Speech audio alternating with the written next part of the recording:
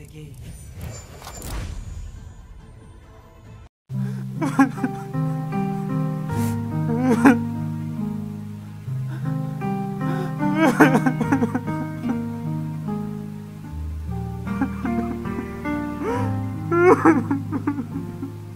Heroes never die.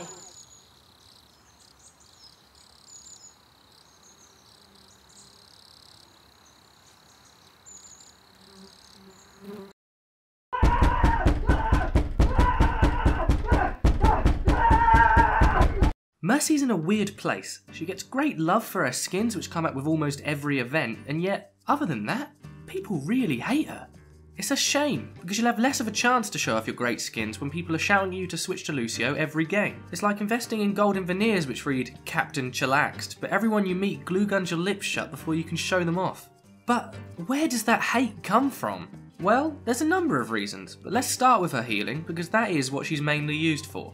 She's often seen as the worst healer just because if somebody can play the game with even a modicum of competence, she is the worst healer. But that's not the whole story. Now, the downside to Mercy is she has to heal one target at a time, and props them back up at a relatively slow pace. But the upside is, if they are paying attention to you, they won't miss their shots. It's like tying your nan to your unruly German Shepherd for its walk. Regardless of her usual ability, she'll manage to stay with it this time. So, for healing alone, an Ana that can aim may be your best bet, but if they can't aim, at least a Mercy will provide some support. A half-eaten Big Mac you found in a bin is better than an empty plate at a 5-star restaurant.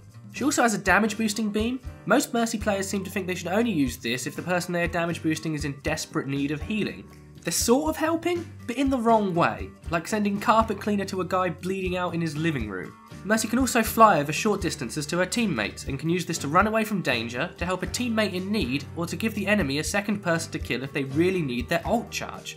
But please don't just go using this willy-nilly, flying blindly into battle. Positioning is of the utmost importance to Mercy. It's the difference between a bad one and a great one. She has to rely on her teammates to defend her a lot of the time, yes, but it's going to be harder for them to do that if you keep flying to the front lines. A bodyguard can protect you to a certain degree, but if you're painting yourself silver and diving into the magpie pit, you're bound to be pecked to death. Let the heroes better equipped to deal with magpies do that. From behind Reinhardt's shield. Otherwise you're not going to be very popular. Onto Mercy's weapon, her pistol. But before that, I'd just like to make a separate point, completely unrelated to Mercy in any way, about Fight Club. Fight Club of course contains the famous line, the first rule of Fight Club is, you do not talk about Fight Club. At some point, people realise that actually, there are other types of club out there. So if we replace the word fight with those types of club, bam! There's a joke. So we get genius examples such as these. Even worse, the second rule of Fight Club is, you do not talk about Fight Club. So not only will we be treated to the world's worst joke, we'll also get it again immediately after. I'm not saying you couldn't make an actual joke out of it either. If the characters were birds, then the line could be, the first rule of Flight Club is, you don't squawk about Flight Club. If the characters are especially shy, then the line could be, the first rule of Mumble Club is, Now those aren't the best jokes in the world, but at least some effort went into them, they're not just parroting back the same sentence. These jokes that are repeated over and over and over and over again are enough to make anyone hate the thing they're associated with. Anyway, sorry for the completely unrelated aside. Mercy's pistol does a surprising amount of damage.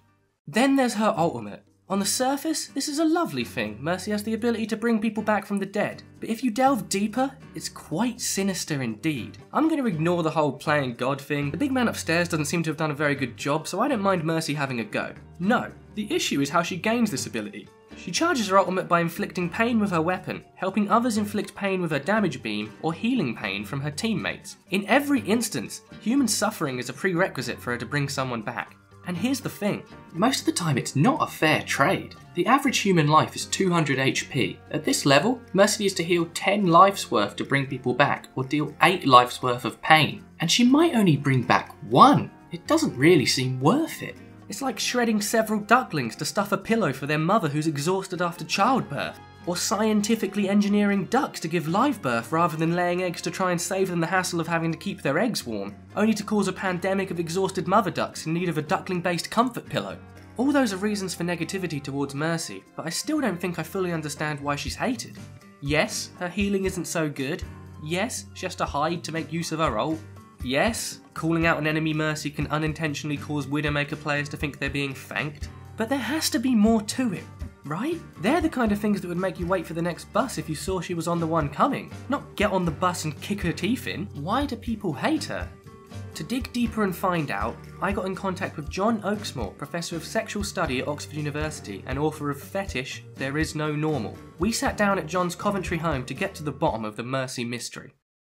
What we know now is that every human being on this entire earth is deeply concerned with placing on these universal leaderboards invisible to the naked eye. To give an example, it's recently been discovered that people want to be on the leaderboard for the number of times that people have thought about them and smiled. Now, of course there is a person who holds that title, but we have no way of knowing who they are. Even if we start getting people to track their smiles now, we couldn't get accurate statistics. People are bound to lie about what made them smile if the truth was somebody shameful, say Ted Bundy or Theresa May. But the most important by far of these universal leaderboards is a much more intimate one. Basically, people want to know that other people think about them whilst masturbating. Again, we can't know for sure the numbers, but we can make some educated guesses. I think that it would be obvious to everyone that number one is a toss-up between Marilyn Monroe and Jesus Christ. People have, by and large, made their peace with being below them. What they do not like is new people coming in and immediately knocking them down a rung. With the influx of Overwatch porn, it's clear for all to see that those characters have stormed up the leaderboards. Chief among them is Mercy. So you're saying people hate her because people masturbate to her? No, what I'm saying is that if people truly want her to be respected, people need to stop having Mercy, even if it's just in their heads. That doesn't sound right. Are you really an expert? No, I'm not actually. I'm just the actor you got to play this part. Though to be honest, with how these lines are tailing off, it kind of feels like you didn't really know how to end it.